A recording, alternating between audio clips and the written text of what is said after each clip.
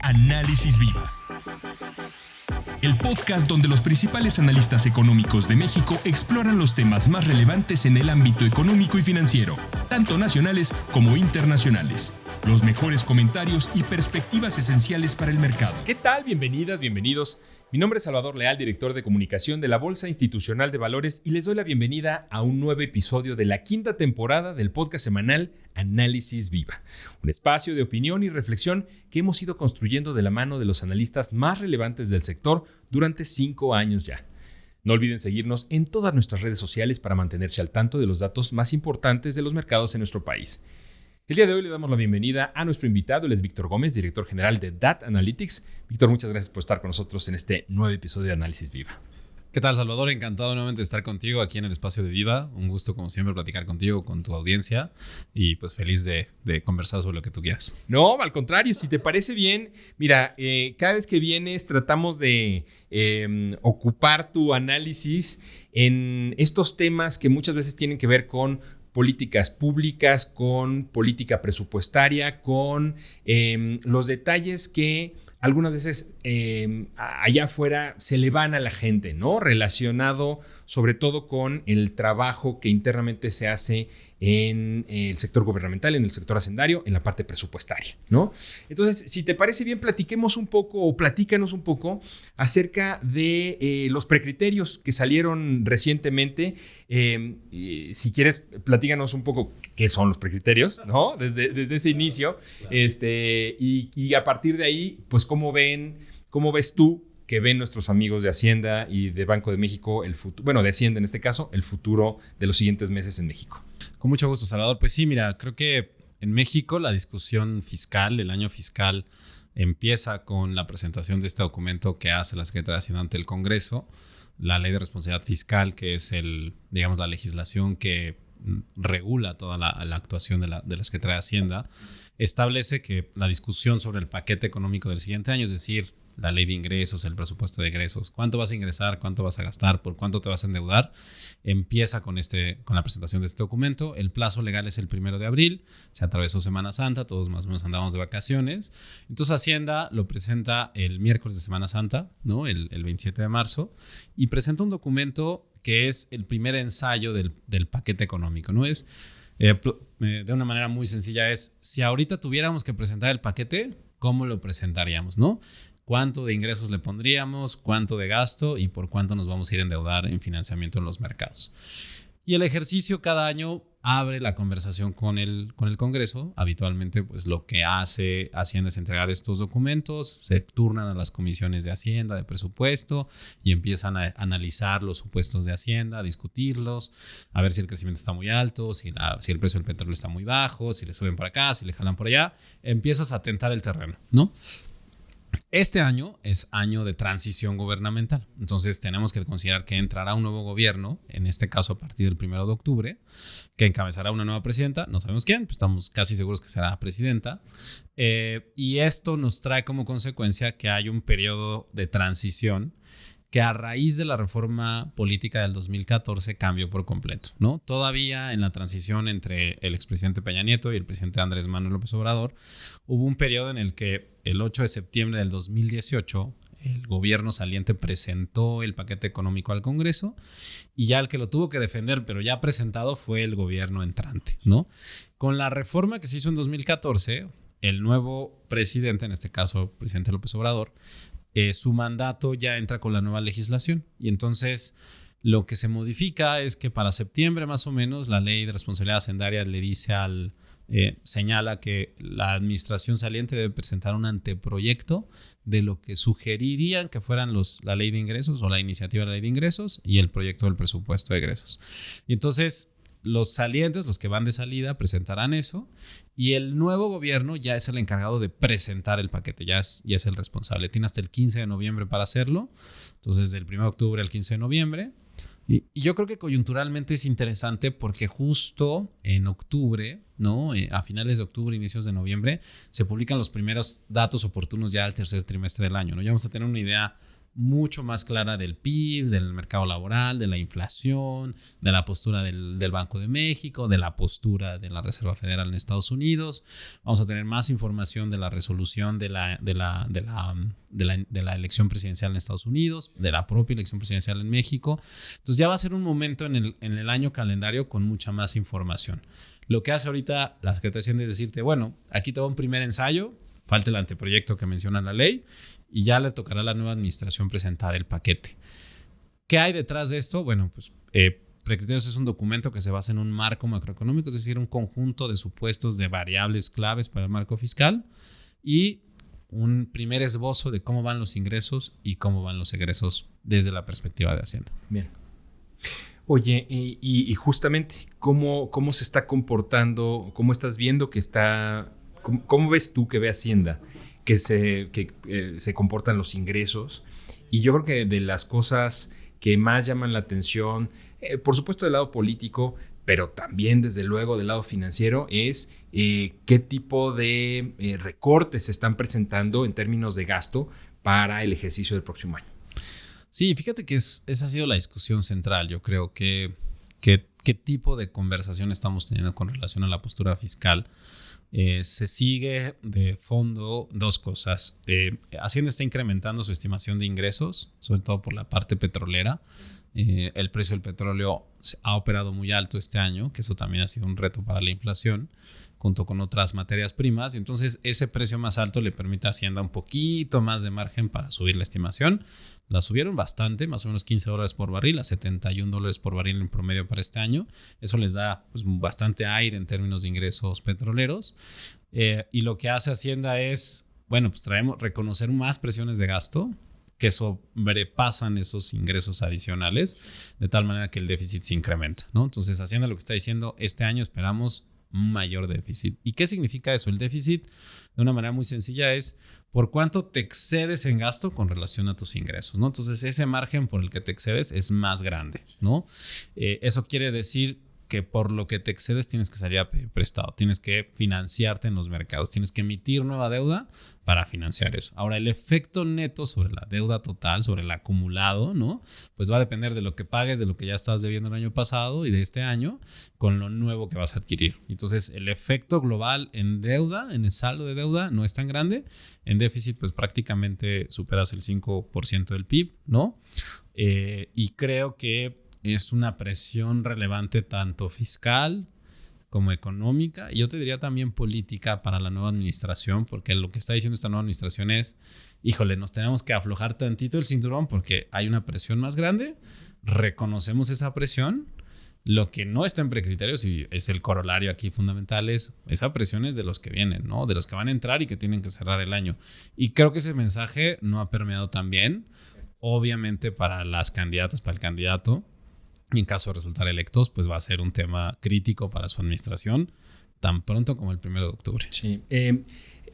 Ahora, ¿la administración está de alguna manera amarrando las manos de la siguiente administración o esta siguiente administración todavía tendría espacio para hacer modificaciones y decir, no, ¿sabes qué? Vamos a tener otro tipo de prioridades? Yo creo que justo lo que te decía, ¿no? La manera en que se comporte la economía hacia el cierre del año va a ser clave. Nosotros sabemos de manera empírica que los cambios de gobierno traen un proceso de desaceleración muy fuerte, es decir, la tasa de crecimiento del PIB se reduce drásticamente, ¿no? En los últimos 2 periodos de transición ha sido de 2 puntos porcentuales, ¿no? Entonces, la economía ahorita está creciendo, se espera, ¿no? Los analistas están alrededor de 2.4, 2.3, dependiendo de la encuesta que veas. Entonces, imagínate una desaceleración de 2 puntos con respecto a eso, ¿no? Te pone muy cerca del 0, ¿no? Y eso lo vamos a tener mucho más claro al tercer trimestre del año, ¿no? ¿Qué tan fuerte se está desacelerando la economía? Los datos del primer trimestre del año muestran una desaceleración importante, sobre todo en el mercado interno. Entonces, ya para el tercer trimestre vamos a tener muy buena información. Y creo que esa medida de desaceleración le va a dar mucha idea al nuevo gobierno de qué tanto margen tienen, ¿no? Sobre la mesa hay una presión fiscal fuerte, ¿no? ¿Qué tanto margen vas a tener? Va a depender muchísimo de las condiciones macroeconómicas. Yo te diría de 3. El crecimiento del cual ya hablamos, el precio del petróleo del cual ya hablamos y un tercero que es muy relevante, cómo se van a comportar las tasas de interés. tanto la postura del Banco de México como la de la Reserva Federal, que a su vez le va a dar algo de aire o no a la postura del Banco de México. El conjunto de esas tres va a decirle a la nueva administración alrededor de octubre, mediados de noviembre, qué tanto espacio tienen. Y ahí van a tener dos opciones, ¿no? O toman la recomendación que hace la Secretaría de Hacienda ahorita de hacer un recorte de 3 puntos del PIB de un año a otro, lo cual se antoja muy agresivo para un inicio de administración, o presentan un plan alternativo, ¿no? Hay opciones en la Ley de Responsabilidad Hacendaria. Uno sería un plan de consolidación fiscal, que para decirlo de manera muy sencilla haces el mismo recorte de 3 puntos, pero suavecito, ¿no? Te vas en 2, 3 años, 4, propones un plan de recorte al gasto de 3, 4 años. Y una tercera opción o una segunda opción dentro de esa segunda alternativa es una combinación de menores gastos y más ingresos, donde podríamos abrir la posibilidad a que la nueva administración presente un plan de reforma fiscal, de reforma hacendaria, ¿no? De reforma tributaria, que busque incrementar la base de recaudación del nuevo gobierno. Yo te diría, es una discusión que van a tener que tener muy pronto. En el caso, que además en el caso de una de las candidatas, han sido muy explícitos que no va a ocurrir una reforma fiscal, ¿no? En el caso del equipo de Claudia Sheinbaum, salieron en recientes días a hablar acerca de cómo no están previendo ellos tener una reforma fiscal, lo que creo que significa no vamos a aumentar los impuestos, ¿no? Es un mensaje claro de vamos a asumir lo que se está teniendo en estos momentos en la administración y vamos a continuar con esto, ¿no? Sí, yo creo que el tiempo electoral genera incentivos para que se hablen o se dejen de hablar de ciertos temas, y obviamente nadie en época de campañas va a hablar de subir impuestos, ¿no? Por más que sea evidente la presión. Yo creo que el tono va a cambiar mucho después del resultado de la elección del 2 de junio, ¿no? Una vez que pase la elección, vamos a ver a la persona que resulte electa con un tono distinto, quizás un poco más moderado, quizás un poco más prudente. Y sus equipos en corto, en conversaciones con analistas, con público especializado, sí hablan de alternativas, ¿no? No te hablan explícitamente de cómo van a hacer la reforma fiscal o de hacer una reforma fiscal, pero sí hablan de alternativas. Hablan de cambios en el régimen renta, cambios en los impuestos a la propiedad como el predial, y creo que las limitantes que tienes en términos de modificación al marco fiscal desde el punto de vista legal van a depender mucho del resultado de la elección. ¿Por qué? Porque habrá cambios que requieran reformas legales relativamente sencillas, donde la mayoría absoluta en el Congreso es suficiente, y hay cambios mucho más profundos de los que se han planteado en el debate público que requerirían una mayoría constitucional de 2/3 partes, ¿no? Para hacer modificaciones más fuertes, una mayoría calificada. Entonces, en ese caso, pues el resultado de la elección es clave, ¿no? Entonces, creo que el resultado de la elección, en términos de legitimidad política, en términos de contrapesos, en términos de mayorías, le va a dar el espacio a la nueva administración para ver hasta dónde pueden empujar la reforma fiscal. Y yo creo que también por eso pues están un poco aguantando las vísperas, ¿no? Y ahora, no es, creo que es una buena noticia el hecho de que hay un reconocimiento al interior de que hay una presión, ¿no? Claro. O sea, no viven en otra realidad, no es un cuento que se están contando ellos, hay un reconocimiento y nada más no es el tiempo, ¿no? De anunciar de qué forma se va a solucionar. Sí, yo creo que es evidente, ¿no? Te voy a dar un dato, ¿no? Hubo un proceso de conciliación fiscal en el sexenio anterior que duró más o menos de 2016, mediados de 2015 a finales de 2018. Y en ese periodo de prácticamente 3 años se dio una consolidación fiscal de 2.7 puntos del PIB, ¿no? Y fue un proceso continuo de reducción del gasto. Entonces, a eso añade que durante esta administración, pese a que al gasto total, en el total de la administración va a subir más o menos 1.5 puntos del PIB, sí ha habido muchas áreas de recorte, ¿no? El proceso de austeridad de esta administración pues ha recortado gasto en muchas partes de la administración pública. Entonces, la consolidación fiscal de cierre del sexenio anterior, más los procesos de recorte de este sexenio, hacen muy difícil encontrar espacios adicionales para otros 3 puntos del PIB, ¿no? Entonces, y de un año a otro iniciando la elección, yo creo que eso es donde es muy difícil. Se habla de que parte del recorte va a venir en las obras que se van a terminar, ¿no? Pero aún si tomamos en cuenta que ese gasto desapareciera por completo, pues más o menos te quedas como al 40% de lo que necesitas recortar en términos de ese 3, ¿no? Entonces, Creo que son muy conscientes los equipos económicos de los equipos de campaña, ¿no? De la necesidad de hacer algo ahí y que no solo se va a poder atender por la parte del gasto, ¿no? Yo creo que sería un poco ingenuo pensar que va a ser solo por ahí y eso nos abre la posibilidad de ver algunas modificaciones en la parte tributaria. Oye, Víctor, ya para cerrar, hablando un poco acerca pues de estos... no quiero decir riesgos, pero lo que se está dando en esta coyuntura, ¿no? Finalmente es una época electoral. Sí. Es una temporada electoral. Y el dólar está sorpresivamente bajo. La volatilidad que se esperaba a lo mejor está contenida, ¿no? No ha estado muy disparada. Mi pregunta no debería ser, ¿es normal? Pero... ¿cómo estás viendo tú esta nueva dinámica electoral en la que estamos ahorita? Fíjate que yo veo como dos elementos, ¿no? La parte electoral no solo tiene la dinámica local en México, sino también la dinámica en Estados Unidos. Uh-huh.